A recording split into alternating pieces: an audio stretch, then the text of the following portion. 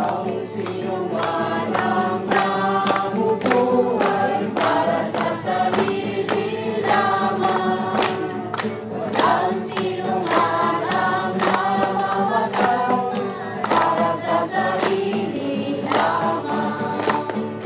Tayong lahat ay may pananagutan sa isa't isa. Tayong lahat ay tinipon ng Diyos. Sa pangatlong anibersaryo ng Yolanda, ng bagyong dumating. At tayo ay nandirito hindi upang magdiwang kasi nalulungkot naman tayo sa pagdating. Kung aalalahanin natin yung bagyo, iisip natin yung nangyaring kapinsalaan ay parang nakakalungkot. Pero nakakatuwa po ang ating tema ngayon dahil ang ating tema ay pasasalamat sa pagmamahal at pag-iingat ng Diyos sa pamamagitan ng pagpapatatag ng ating komunidad.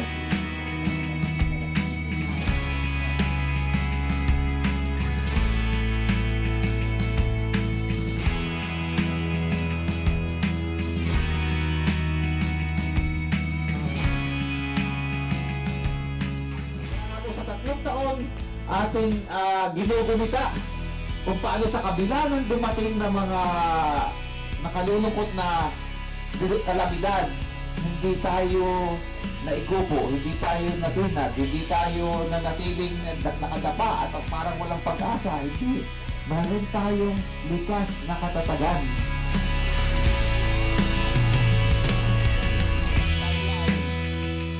Daraga, magagitara, magkaranta ka, dahil sarap. Mayat lang ang gamit, ang anak ko bayan.